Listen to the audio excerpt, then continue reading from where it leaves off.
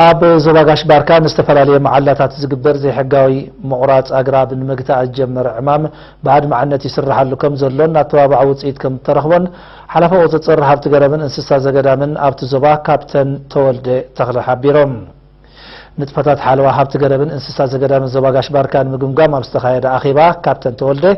ብዝካየድ ዘሎ ዕቱብን ውህድን ናይ ምቁፅጻር ንጥፈታት ምብራስ ኣግራብ ብመጠኑ ምምሕያሽ ከም ዘርአየ እንተኾነ ግን ሓራምዝ ሰገን ጠለቤድን ካልኦት እንስሳታት ዘገዳምን ብዝተፈላለዩ ኩነታት ሓደጋ ሞት የንጋጥሞም ከም ዘሎ እዚ እውን ልዑል ቆላሕታ የድልዮ ከም ዘሎ ሓቢሮም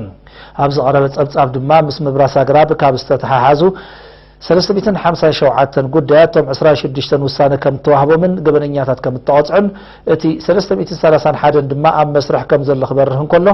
ዕንጨይቲ ፈሓምን ካልኦት ውጽኢት ዕንጨይትን ከጓዓዕዝ ካብ ዝተተሓዘ ንብረት ኣስታት 2 ሚልዮን ናቕፋ ኣታዊ ከም ተረኽበ ተገሊጾም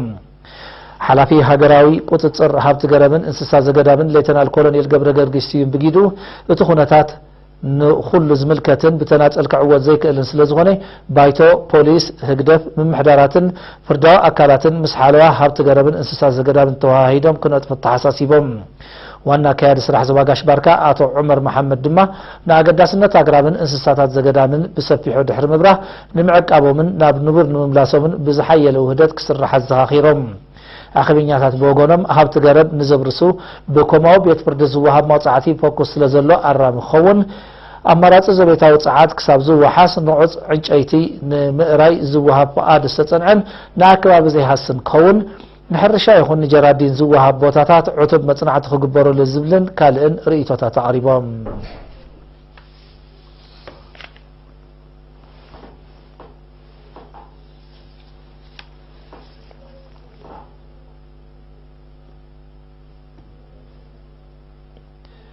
ኣብ ዝተፈላለዩ ከባቢታት ሃገርና ዝርከቡ ሓረስቶት ብመስኖና ልምዑ ጠለብ ዕዳጋታት ሃገር ንምምላእን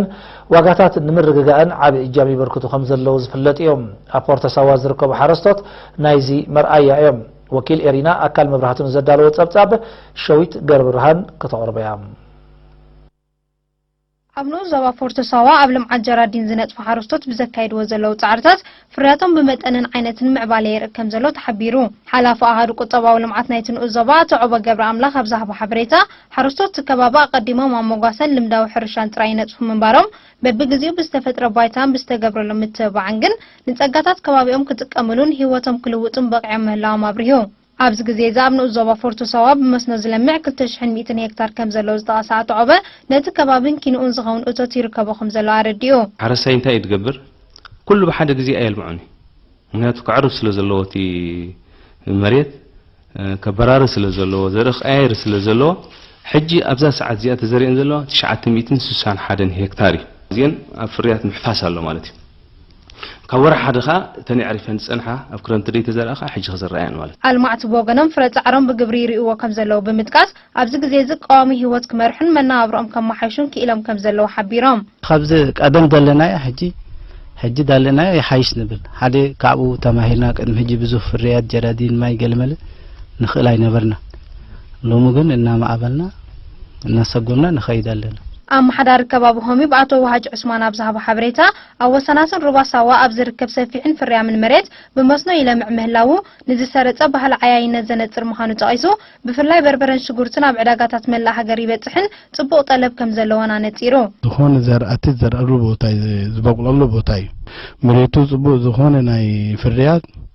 ዝኾነ ፍርያት ተምጽአሉ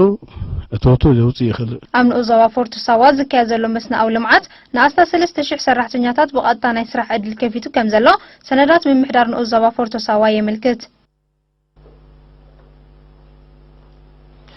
ኣብ ንዑስ ዞባ ተሰነይ ዓቕምን ብቕዓትን ሰራሕተኛታት መንግስቲ ክም ንምባል ካብ ዝተፈላለያ ትካላት ዝተዋጽኡ 41 ሰራሕተኛታት ስልጠና ተዋሂቦም ብ31 ታሕሳስ ኣብ ዝተኻየደ ናይ ምምራቕ ስነ ስርዓት ኣመሓዳሪ ንዑስ ዞባ ተሰነይ ኣቶ ተስፋኣለም ባህታ ንኣገዳስነት ናይ ስልጠና ኣብ ዝወሃብ ኣገልግሎታት ብምጥቃስ ምምሕዳርቲ ንዑስ ዞባ ነቲ መደብ ብስሩዕ ይሰርሕ ኣሎ ከም ዘሎ ገሊጾም أبز حلف عامات من محدار نؤزوبات السنة نبركت زبول سرحتني هات من قستي أبصرحهم زحق زوم تمساسال سلت أنا هيبو من بارون أبصرح تصبقوا وتصيد كم الترخمون زيت عصي أتصفى علم أما تعيد بزل عليك سرح المخانة أرديهم وكيل تمرعت الماس توهبهم سلت أنا أبا سالت أنصفوا في النت نسرحهم حقازي نعبيتهم دم أقداس مخانة عيسو نتمدب نزو الدبن زمولد من محدار نؤزوبة أمسجينهم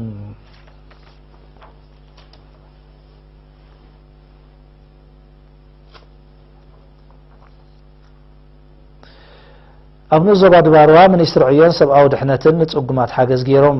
التحاجز 39 تمهارو نعمة الزمهرم ناو تتمرتي نعسنا حدا كاب آتم دما بتوسخي نمجزء دبيزا زوعل نفسه وقفهم حمشت مئتنا عفاية تعالل كم أون منابي قداتي HIV AIDS الزخون قول عزوعل أو كل تشحن 10 شدشتن لعلي 250 حدا شحن عفاوة آخم التقبري من يسرعيان سبعة ودحنتن أبال قداه تسانات ويزرو قنت قبر ميكائيل حبيرام بزي كازن خلطة علي تزختامات سدرا بيتات مجزء طريت زوعل نفسه كفن 30 شحن عفا كم التوهبن كونتات نايتهم حاجز تقبر لهم زيقاتات المفلات ببقزي مكتال كم زقبر انقليتام بمنيستر عيان سبعة ودحنتن نتقمات زقبر حاجز ناو تتمرتن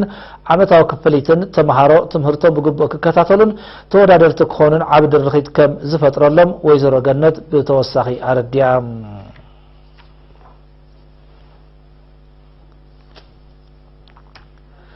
نبرت حجاز كباب يا وصريت بموحاس حمامات المكلخال لبا استاد 3 كيلومتر زسبح بحجرب تمر موسى بوفر اليوم نساتم ابزهاب ورئيتو تعلامه كاب طمو غداتو كم زعبي زغلصو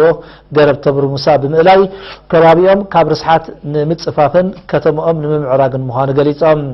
حلافي محبراوي اغرغلت كتم حجاز اتو زينا واستيفانوس ابزهاب حبريتا اتماتتاو نطفتات بمتحبار نبرتي ابيات تمرتي اكلات منغستن من اسيات سراحتني هات كم تخايدن أدمعي منبار حبيرون